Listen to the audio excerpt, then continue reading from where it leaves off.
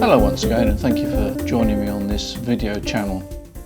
My name's Peter Waters. My ham radio call sign is Golf 3 Oscar Juliet Victor. Do you know, I've recently changed my operating habit. Up until a couple of months ago, I was operating SSB, CW, whatever took my fancy, but I thought I'd like to go back to the good old days when I was operating CW only. And the reason I was operating CW only was because that was the easy way to get on the air. To build an AM transmitter involved a modulation transformer and the necessary amplifiers to modulate the carrier. And it was much easier to build a simple CW transmitter, just keying the transmitter on and off with a cheap military key that I got probably from somewhere up in London, Tottenham Court Road, that area. And I thought I'd go back. And the reason I wanted to go back was because I remember enjoying CW, and in recent times, although I've operated CW, I thought I'm not really as good as I used to be probably. So a couple of months ago I thought, right, I'm not going to touch the microphone at all. I'm going to operate purely CW. And because back in those days, not only was it easier to build a CW transmitter, but because we had to pass the Morse test anyway, we were reasonably adept at CW. It wasn't too difficult to get the speed up. Anyway, for the last couple of months I've been operating CW only, thoroughly enjoyed it. Worked some interesting stations on the bottom of the band, particularly on 10 metres when it's open. There's some interesting stations come through there. Which brings me on to the Xiegu G106. Now the Xiegu G106 we've been doing for some while now. We sold out the first batch and we decided to get another batch, but we decided to order more. And to our surprise, when we ordered more, we got a better price. Surprise, surprise. Well, I suppose it was a surprise to us anyway. And we got a better price. And so at the moment, it's now on our website at $269. Now, I did a video on the Xiegu G106 and I was very impressed with it really. It's claimed to be a 5-watt transceiver. Well, I easily got 8 or 9 watts out of it. And one of the interesting things I found was, even though it didn't have an internal antenna tuner, it was quite happy to feed into sort of a 3-to-1 VSWR without any drop in power. For portable operation, I've been using the Xiegu X6100, get the name right, the X6100, which is a nice little transceiver. That gives 5 watts out on its internal battery, and it's got an internal ATU as well, and it gives 10 watts out if you use an external supply. But it's a nice little portable radio, and this has been my favourite actually when I've been out operating portable on the HF bands. I had a lot of interesting contacts on that, and I'm going to fire it up for you. But is it firing up? I think it's going to fire up. Is it firing up? I may have switched it off actually. I think I switched it off. Here we are. There we are. So I don't know whether you can see that, whether the camera will catch that or not. But it's a nice colour display on there, spectrum display, and so forth. So it really is a nice transceiver. Now switch it off. You have to hold it in for about 4 or 5 seconds to switch it off. I don't know why. Anyway, it's switched off now. Another transceiver that we're doing a special deal on at the moment is the, would you believe it, the ICOM IC7300. Now, if you view this channel regularly, you'll know that it's the transceiver I use out of choice. I mean, it's a nice transceiver. It does everything I want. It operates CW and SSB. It's got some nice filtering in. It's got a menu system, which is far better than many other transceivers. A very easy to navigate menu and a very nice and clear display. In order to get this £120 voucher, simply key in the code at checkout, SOLENT120, SOLENT 120, as shown on the screen.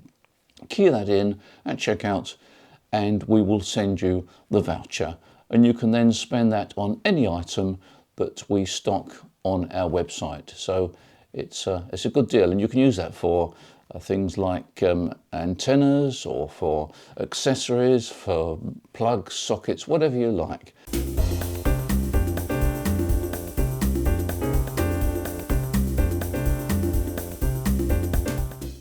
The other thing I found out is that the internal antenna tuner in the 7300 is very, very agile.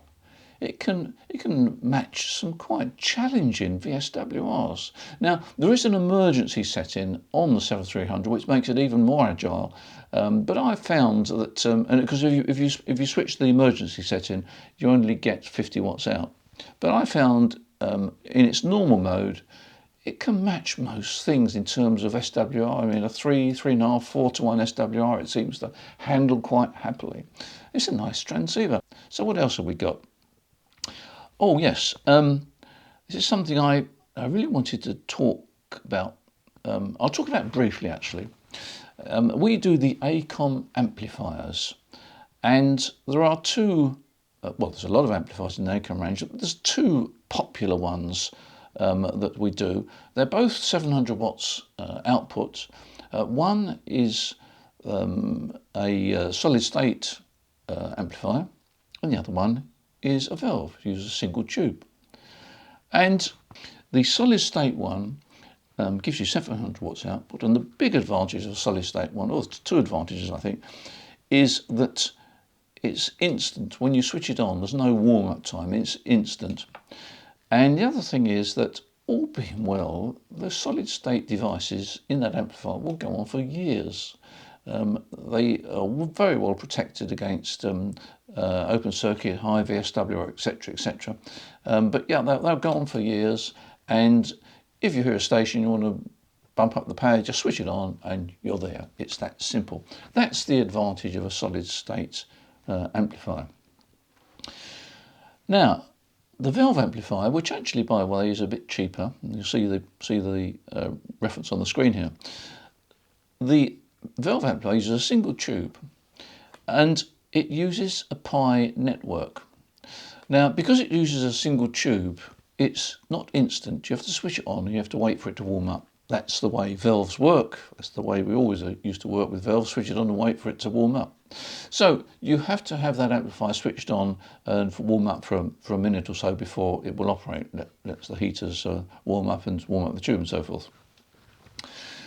So that may or may not be a disadvantage. But the other feature of the valve unit is it has what is known as a Pi network. Now, the Pi network is almost like an internal antenna tuner, not such a great range, but nevertheless. And the Pi network was a very common feature. All valve transmitters and transceivers in days gone by had Pi network outputs. But the advantage is it's in effect a little internal antenna tuner, because it enables you to match reasonable VSWRs. Now, the manufacturers of ICOM claim it will match a VSWR of 3-to-1. I suspect it'll actually match a bit more than that. But the fact is that enables you to move about the band, and if you can't get your VSWR much below 2-to-1, it doesn't really matter.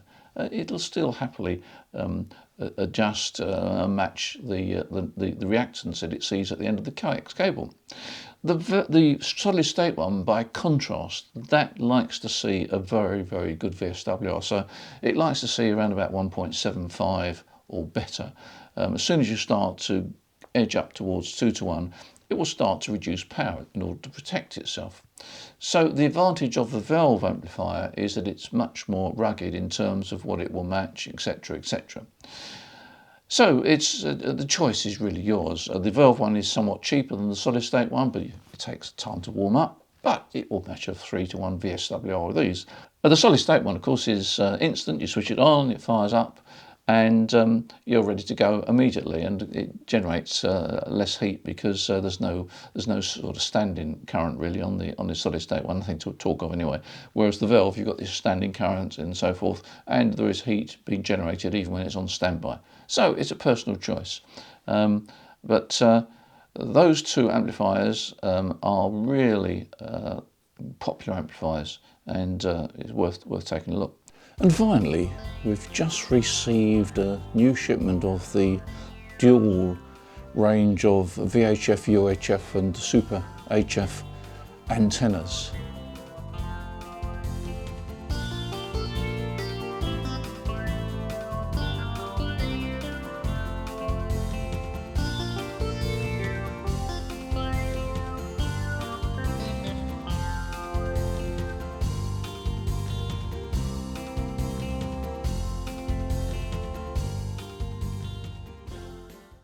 Short video. Thanks for your support on this channel, and do appreciate all your comments, and some interesting comments actually. The good thing about comments is that very often somebody comes up and I think, gracious, I never thought of that. And other people, of course, read the comments as well. So it's worth reading the comments, because people do come up with some good ideas or some improvements on what I've talked about, or sort of alternatives, etc., etc. But don't forget to press the subscribe button.